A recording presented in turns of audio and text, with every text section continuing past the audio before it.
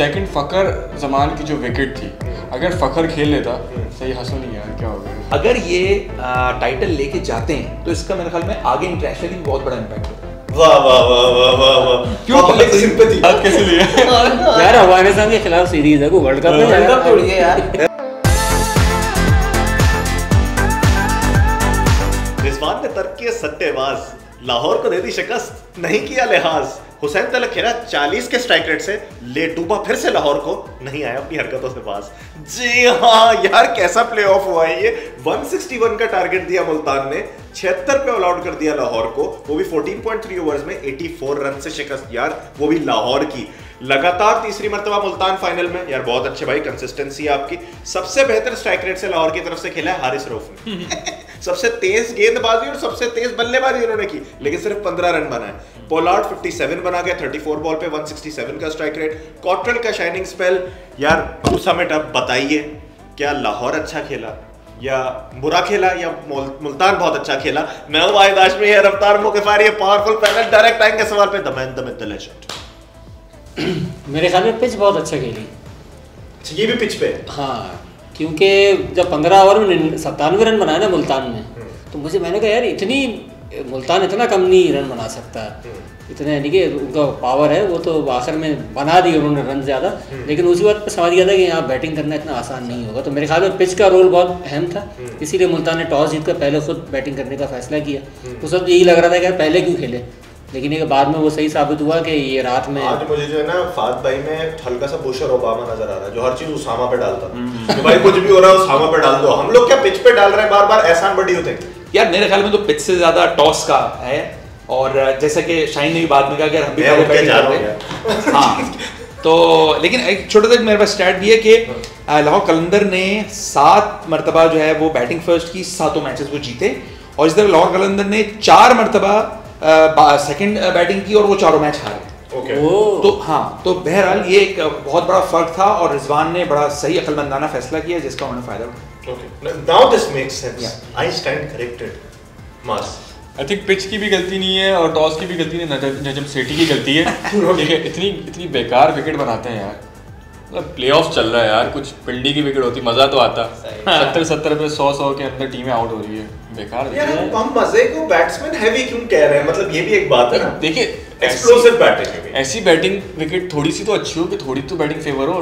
Dual pace wicket थी, slow ball आ रहा था, पैड पे से याद नहीं, ऐसा लग रहा था केसीसीए में मैच हो रहा है। मतलब होता है ना माने कि रोड साइड ग्राउंड। अली नहीं, पीएसएल की जो पीएसएल है उसकी विकेट ऐसी होनी चाहिए, जो पीएसएल की हम शुरू से देखते आ रहे हैं। 160 170 इनफ स्कोर होता है, और वो अच्छा डिपेंडेबल टोटल होता है। गलती किसकी थी? लाहौर की? गलती लाहौर की थी। ओके, गलती लाहौर की थी। मुल्तान ने पिच को भी अच्छा रेट किया, टॉस के वक्त भी उन्होंने बहुत अच्छा रेट किया, स्कोर भी उन्होंने उस हिसाब से सही बनाया। गलती लाहौर की थी कि लाहौर अपने होम ग्राउंड में पिच को समझ नहीं पा रहा, जो कि पिछले कराची वाले मैच में वो जिस तरीके से बुरी तरह से हारे थे। लेकिन पता है कि कलंदर बड़े बेलौस होते हैं। वो अपनी सरजमीन पे दूसरे को विक्ट्री देते हैं। आज मुझे कलंदरों के बारे में बात, यार तुमसे उम्मीद है लाहौर क्या कर रहे हो। अच्छा, एक सवाल बड़ा इंपॉर्टेंट।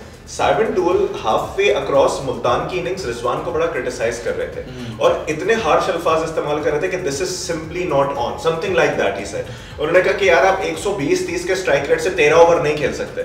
अब लाहौर की बैटिंग देखने के बाद क्या साइमन डुअल बिल्कुल ही गलत थे? उन्होंने मुंह की खाई या नहीं नून कराची का नजर? सर मसला है हमारा जो मिनहासुल कौम मसला है कि गोरा बोल रहा है, सही बोल रहा हूँ।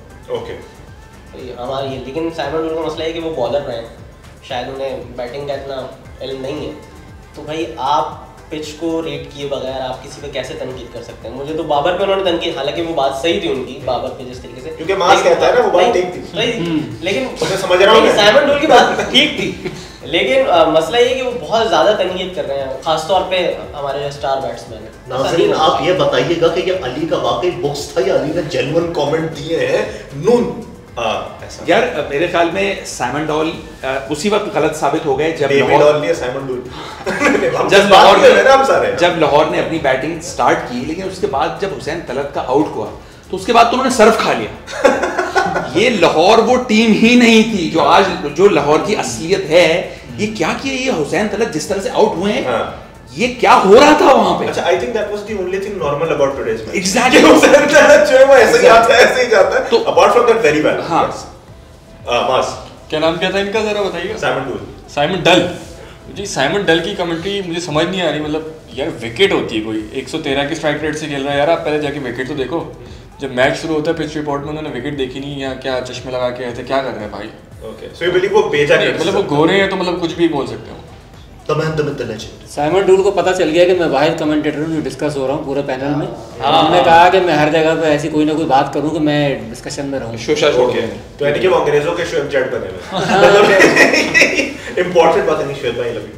अच्छा देखिए यार, दूसरी बात finally just going, Haris Rauf bowled at 153-154 kilometres an hour. हम पाकिस्तानी ऐसा जैसे हम डिस्कस करते हैं हमेशा जब ऐसा करंट नजर आता है ना, the man the myth the legend, तो कुर्सी से उछल जाते हैं, ये वाली फील है।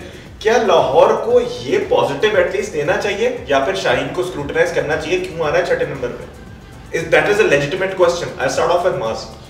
यार लाहौर की बैटिंग मुझे अभी भी समझ नहीं आ रही, हुसैन तलत क्या कर रहा है वहाँ पे? वो तो किसी को नहीं समझ में आ रहा है। हुसैन तलत खुद भी समझ में नहीं आ रहा। हुसैन तलत से ऊपर शाहीन अफरीदी आ रहा है, मतलब ये डूब मरने का मुकाम है। तो रखा क्यों है टीम में जब उससे ऊपर बॉलर को आना पड़ रहा है? आई थिंक शायद नजर बचाने के लिए।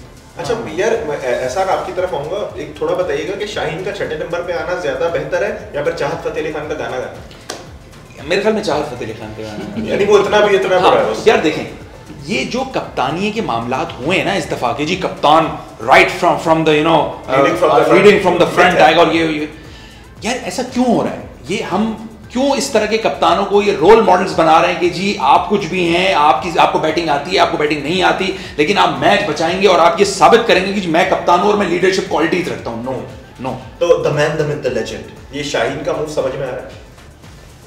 शाहीन जो ना, मुझे लग रहा है कि वो उनको शुरू में अंदाज़ा होगा जब 3 छक्के उनको मार दिए ना उसने, पोलार्ड ने, तो जो शाहीन की उसमें सूरत हो गई थी, मैं समझ गया था कि ये जो है ना झुक गए इनके कदम। क्या आकर 18 बनाने भी हैं? वो ये सोच के नहीं 18 तो खैर कुछ भी नहीं था, लेकिन उसे तो गेम घुमा है वहाँ से 97 से 160 पे गया स्कोर आखिरी 5 ओवर में। वेरी वो जो है ना उसने एकदम को गेम को घुमा दिया बिल्कुल ही। कराची के जज्बात नहीं, शाहीन ने शायद मोहम्मद आमिर की बात सुन ली थी। मोहम्मद आमिर ने कहा कि उनमें हार्दिक पांड्या जैसा स्पार्क है, वो एक ऑलराउंडर बन सकता है। पॉलिसी खेल रहे हैं। तो उनकी बॉलिंग में आज नजर आया कि उनकी बॉलिंग पे बिल्कुल ध्यान नहीं है। जिस तरीके से उन्होंने घटिया बॉलिंग की है, इतनी अच्छी पिच पर भी शाहीन जैसा बॉलर इतनी घटिया बॉलिंग करेगा, और फिर उनको बैटिंग पे ज़्यादा वो है कि अपने। अब ये बताया ना मुझे कि शाहीन की जो स्पेशलिटी है पहले ओवर में दूसरे ओवर में विकेट लेना, मुझे पता है आखिरी मरतबा किस मैच में ली उन्होंने। लेकिन नाजरीन, मैच में था टर्निंग पॉइंट, जैसे हमने स्पॉइलर भी दे दिया जी हाँ, तो हमें पढ़ना पड़ेगा टर्निंग पॉइंट की जानिब, लेकिन इस सेगमेंट के उस पार।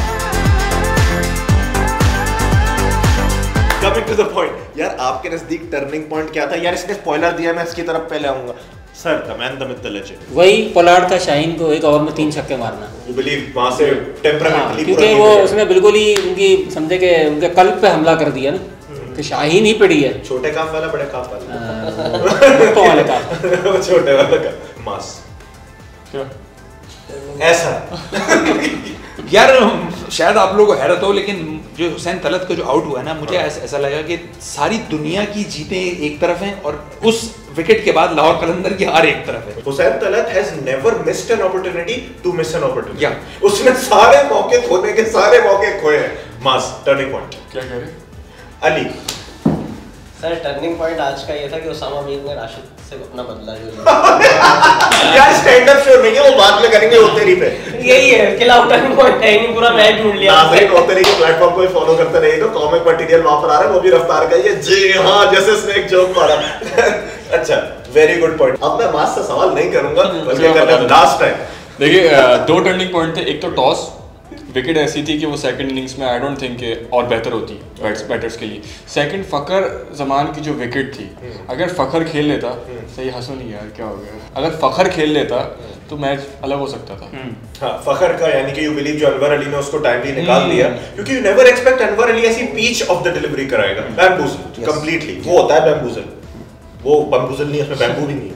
खैर नाजरीन, बात इस कदर आगे बढ़ चुकी है कि राइवलरी हम में ही होने वाली है, तब राइवलरीज डिस्कस करनी पड़ेगी और हमें आना पड़ेगा प्लेयर्स के जूतों में, क्योंकि उसकी बड़ी डिमांड है पूरी दुनिया में। तो हम मिलते हैं प्लेयर्स के जूतों में इस सेगमेंट के उस पार। हारिस रऊफ वर्सेस एहसान उल्लाह, हमने सब देखा थोड़ी गर्मा गर्मी हुई थी। उस वक्त हारिस के जहन में क्या था? बीइंग अ सीनियर, एंड एहसान उल्लाह के जहन में क्या था? Being a junior and being at the receiving end. Haris कौन बन रहा? क्योंकि इसका नाम में अली हारिस कराची का जज्बाती, तो यही बनेगा हारिस। और एहसान उल्लाह करेंगे हम हल्ला गुल्ला ऐसा नहीं है। तो सबसे पहले हारिस, यार एक यंगस्टर है, उसने तुम्हें बॉल कराई, तुमने 6 मार दिया, क्यों गुस्सा हो गया? गुस्सा एक तो मुझे इस बात पे का था कि भाई एक तो अफगानिस्तान की सीरीज़ में बैनी हूँ, उसमें चंद मैच खेले हुए अफगानिस्तान की सीरीज़ खेली, तो मैं उसे बता रहा था कि एग्रेशन दिखाकर फिर उसको कंट्रोल कैसे किया, तो मैं उसका इम्तिहान ले रहा था। वो थोड़ा सा फेल हुआ, अगली बॉल पे वो वाइड नो बॉल दे दी उसने, बस मैं एक इम्तिहान लेना चाह रहा था एक यंगस्टर का कि कैसा एग्रेशन दिखा सकता है, आप नहीं दिखा सकता। नहीं, मैं बोर्ड में मेरा बड़ा असर रसूख है, पीसीबी में असर रसूख है जी। हां, एहसान जब ये हुआ क्या हुआ था? मैं वाइड करा दिया, फिर नो बॉल करा दी। यार देखें, उस वक्त जब ये फौरी तौर पे हुआ तो एक तो हीट ऑफ मोमेंट होता है, लेकिन वो जाहिर सी बात है मेरा सीनियर है और हमारी ये पीछे से तरबियत चली आ रही है। एक तो हम इतने ज़्यादा हैं फास्ट बॉलर्स कि हमें पता होता है कि यार ज़रा सी भी ऊंच नीच हुई पीछे 50 और बैठे हैं इंडिया पे। एक सेकंड, सॉरी सर, थोड़ा हिंदी सबटाइटल लगना चाहिए, यहाँ पे फास्ट बॉलर की बात हो रही है, कुछ लोगों के समझ में नहीं है, कंटिन्यू। लेकिन उसमें सबसे अहम बात ये है कि जब मैच खत्म हुआ और जिस तरह वो खुद मेरे पास आए भाई और उन्होंने किया, मेरे ख्याल में उसके बाद मेरा कुछ कहना बनता नहीं है यार। बड़ा प्यारा मोमेंट था यार, let's applaud for these people and their camaraderie कि हारिस रऊफ जाकर एहसानुल्लाह के गले मिले, एहसानुल्लाह आए वो उनके गले मिले, it was a pretty cool moment. Second rivalry of the night Abdullah Shafique के साथ कॉट्रेल ने किया। कॉट्रेल एंड अब्दुल्ला शफीक दोनों के जहन में क्या चल रहा था? Who is gonna play Abdullah Shafique? Maaz नहीं, तो मैंने तो हाथ उठाया भी नहीं। मैं तुम्हें बता रहा हूं, तुम्हारे शक्ल पे लिखा अब्दुल्ला। अच्छा, और दूसरा पे लिखा 0 का आउट होने वाला है। कॉट्रेल, शामिल कॉट्रेल आप बन जाए, मैं बन जाऊं लाइव शो में बोलिंग कर रहे हैं। चलो चलो। अब्दुल्ला, जब तुम आए, मैं बॉल कराने आया, हाँ। सलूट भी बड़ा पक्का मारता हूं मैं, तो तुम्हारे जहन में क्या चल रहा था? तुम तो इतने पंजे में बैट्समैन हो, इतना बड़ा पाव क्यों निकाल दिया आगे? नहीं, मुझे पता नहीं लग रहा था इतना स्विंग होगा, घास थी लेकिन हमारी इनिंग्स में स्विंग नहीं हुआ बॉल। अच्छा, ओके। तो ये आप वेस्ट इंडीज से कौन सा जादू करके आए? नहीं, वो कहते हैं ना पड़वा के है। अच्छा, नहीं, मुझे मेरे जहन में सीधा सीधा ये था कि अब्दुल्ला शफीक जो है वो अच्छा चल रहा है, पिच ने साथ देना शुरू किया, मैंने पिछला बॉल निकाला था बाहर, ये जितना भी अच्छा खेल रहा है ये इनएक्सपीरियंस्ड है और मुझे इस बात पर भरोसा था और आज उसने शो किया कि ये इनएक्सपीरियंस्ड है, क्योंकि इसने ये नहीं सोचा कि पिछला बॉल अगर बाहर निकला है तो मेरा नेचुरल स्विंग तो अंदर का है, तो इसके अंदर मैं बॉल ला सकता हूँ। पीएसएल क्योंकि जारी और सारी है और एलिमिनेटर की बारी है, तो उस मैच की प्रेडिक्शन देना भी हमारी जिम्मेदारी है जी हाँ। तो आपसे मिलते हैं नेक्स्ट मैच प्रेडिक्शंस के साथ इस सेगमेंट के उस पार। एलिमिनेटर नाउ, मुल्तान तो पहुंच गया फाइनल में, लाहौर मुंतजर है कि वो किससे अपना मैच खेलेगा और वो है हमारे एलिमिनेटर पर dependent. Babar Azam versus Shadab, huge match, Peshawar versus Islamabad, it all comes down to this. कौन जीतेगा? The man, the myth, the legend, Fahad. कहना तो बहुत मुश्किल है और मुझे तो डर भी लगता है कि यार जिसको मैं कहता हूँ वो हार जाता है लेकिन मुझे लग रहा है कि पेशावर जीतेगा। Babar Azam. Babar Azam, okay. You are impactful player? You are impactful player? Impactful player से पहले ये मैंने वो लास्ट मैच जो हराया है वो उसको पेशावर नहीं हराया इस्लामाबाद को। हाँ, ओके। वो जिस तरह हराया है मुझे लग रहा है कि ये थोड़ा मोमेंट जो है ना वो पेशावर का जो है ना मोमेंट आ गया उनका, तो मुझे लग रहा है कि पेशावर इस मरतबा जीत जाएगा। And your player Babar Azam खेलेगा। यार बाबर से अब ना ये बड़े मैच की उम्मीद है मैं बाबर से होती है, इसमें कोई दो राय नहीं है। तुम्हारे पास बाद में आऊंगा मैं, क्योंकि मुझे तुम्हारा जवाब वैसे भी पता है। ऐसा यार एक तो ना मुझे पर्सनली खुशी है कि आजम अफगानिस्तान के स्क्वाड के अंदर शामिल हो गया, तो मुझे ऐसा लगता है कि इस्लामाबाद जीतेगा और आजम को हक अदा करना चाहिए। इस्लामाबाद का बहुत बड़ी अपॉर्चुनिटी उसकी टीम ने उसको नेशनल स्क्वाड में डलवा के दी है, तो I think Azam impactful player होगा और ऑफ कोर्स यार ये बहुत बड़ी बात की है सर ने, क्वाइट ऑनेस्टली। एक तो ये कि इस्लामाबाद की साइड ले ली तो दोनों खुश हो गए कि पेशावर उनके इजीली ले लेंगे, लेकिन मजाक से हट के एक इंपॉर्टेंट बात उन्होंने जो की है वो ये की है कि प्लेयर को इजी नहीं होना जस्ट बिकॉज उसकी सिलेक्शन हो गई है। पीएसएल पे डिपेंडेंट है बहुत कुछ, आप टीम में ओपन आर्म्स के साथ वेलकम होते हो या नहीं होते, ये आपके अगले मैचेस पे डिपेंडेंट है। So Azam Khan still needs to perform, very important part. Karachi के जज्बात, वो अभी आपने जो बात की कि मामला आसान हो गया, मामला आसान हो, तो मुझे नहीं लगता कि आजम खान कल चलेगा। इजी हो गया, आप सिलेक्ट हो गया, उन्हें कोई मसला नहीं, वो वैसे ही हैरान है मेरी सिलेक्शन हो गई। तो इस्लामाबाद कल हारेगा और मुझे उम्मीद है कि कल सायम अयूब चले, वो भी रिलैक्स ना हो, हालांकि उसकी भी सिलेक्शन हो गई। तो मेरा impactful player Sayam Ayub. So you believe Peshawar and Sayam इंशाल्लाह। अच्छा, इस मैच में अगर लाहौर में मैच है जो कि, तो विकेट बहुत इंपॉर्टेंट फैक्टर प्ले कर सकती है। अगर इसी विकेट पे या इस तरह की विकेट पे खेलें तो टॉस भी बहुत इंपॉर्टेंट होगा। जो टॉस जीतेगा बैटिंग फर्स्ट करेगा, तो हो सकता है मोस्ट प्रोबेबली कि पहले बैटिंग करने वाली टीम जीते, मगर क्योंकि पेशावर के पास बाबर है, they are very good at chasing. Babar chase का मास्टर है, तो अगर पेशावर सेकंड बैटिंग भी करता है, स्कोर 130 के करीब है, I think they will chase it very Peshawar. आपने बराबर वाले को जज्बाती कर दिया सर। नहीं, इसमें मैं एक और पॉइंट ऐड करना चाहूँगा। मैंने कहा शायद कोई और ये बात कर ले, इसलिए मैंने छोड़ दिया कि बाबर को एक पॉइंट प्रूव करना है कि ये जो सिचुएशन पिछले एक हफ्ते में पैदा हुई है, बिल्कुल, तो बाबर मेरे ख्याल में PSL टाइटल जीत कर जो है ना उसको प्रूव करना चाहता है कि मैं ही इस वक्त सबसे अच्छा कप्तान हूँ। वेरी इंपॉर्टेंट, वो एक खूब उसमें है, और मेरे ख्याल में हर पाकिस्तानी को इसकी खुशी हो अगर ऐसा होता है। ऐसा ही बहुत ज्यादा वाकई में। जाते जाते क्वाइट ऑनेस्टली अगर आप ये बात कहें, Shadab Khan becomes the new captain and Babar Azam is the captain who has got the captaincy on the line. ये एक clash of the captains है और इस वक्त शादाब ऑन अ हाई है। ग्रेटर प्रोबेबिलिटी शादाब के जीतने की है क्योंकि उसके पास बॉलिंग लाइनअप भी बहुत अच्छी है। अगर इस पिच को देखो तो Hasan Ali hits the deck hard, Rana साहब भी बहुत हार्ड हिट करते हैं डेक को, और बॉल अंदर आ रहा था। आज आप जिस तरीके से देख रहे हैं तो राणा साहब और हसन अली की स्विंग को फेवर करने वाला पिच है, लेकिन ये बाबर का मूव, आई बिलीव बाबर जीत के ना इस वक्त सबको खामोश कराएगा। तो I am all rooting for Babar. I believe ये वो बाबर इतना बड़ा प्लेयर है जो बहुत हम्बल रहता है, जो खामोश रहता है, और जो उस पर सबसे बड़ा क्रिटिसिज्म आता है बाबर उसको बल्ले से जवाब देता है। तो I believe Babar has a very huge probability of winning tomorrow, लेकिन odds are stacked against Ehsan, और जब भी ऑड्स स्टैक हुए हैं तो हमारे प्रोग्राम की हिस्ट्री रही है उस सूरत में एहसान जरूर जीता है। तो एहसान, you've got a very important point। और मैं यहाँ पे एक बात ये भी कहना चाहूँगा कि आप लोग मेरा साथ इसलिए दें क्योंकि शादाब ने और आजम ने, इन लोगों ने जाके फिर आगे अफगानिस्तान की सीरीज खेलनी। तो अगर ये टाइटल लेके जाते हैं तो इसका मेरे ख्याल में आगे इंटरनेशनली भी बहुत बड़ा इम्पैक्ट होगा। वाह वाह वाह वाह वाह वाह, पब्लिक सिंपैथी। नहीं लेकिन वेरी इंपॉर्टेंट पॉइंट कि के लिए हमारे साथ के खिलाफ सीरीज है, वर्ल्ड कप थोड़ी है यार। फिर भी यार मैं अपने उस पे कुछ तो कहूंगा ना। नहीं बिल्कुल है, वो हैंडीकैप मैच वाली फील आ रही थी कि हम उनके साथ खेल रहे हैं, वो भी टैग टीम। लेकिन नाजरीन यही है रफ्तार मुंह के फायर का हुस्न, क्योंकि सबके ओपिनियंस होते हैं मुख्तलिफ, लेकिन हर किसी की नीयत है कि पाकिस्तान के लिए बेहतरी ही हो, और ये इसी इंटेंशन से बैठे हैं। प्लेयर्स को समझो इंसान, वो भी हैं जवान, और थोड़ा सा रहम खाओ मेरी जान, ये हमारा पूरा इस चीज़ का मोटो है। लेकिन ये तो था रफ्तार मुंह के फायर।